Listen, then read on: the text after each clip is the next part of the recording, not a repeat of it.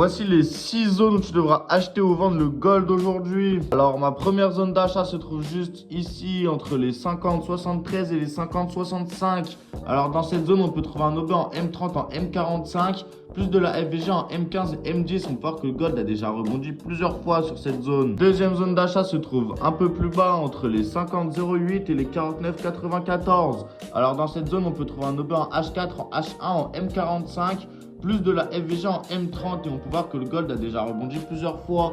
Une fois ici, deux fois ici, une troisième fois ici.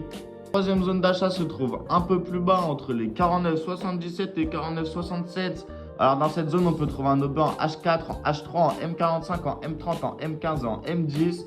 Et on peut voir que cette zone, c'est un ancien support qui a bien servi. Ensuite, c'est devenu une résistance. On peut voir une fois, deux fois, le gold a réagi à la baisse. Ensuite, il s'est refait casser et je pense que ça va redevenir un support. La première zone de vente se trouve juste ici entre les 51,91 et les 51,99. Alors dans cette zone, on peut trouver un objet en M45, en M15, en M10, plus de la IFVG en M5 et on peut voir que le gold a très bien réagi à la baisse juste ici. Deuxième zone de vente se trouve un peu plus haut entre les 52,23 et les 52,35. Alors dans cette zone, on peut trouver un objet en M45, en M30, en M15, plus de la FVG en M15, M10 et M5.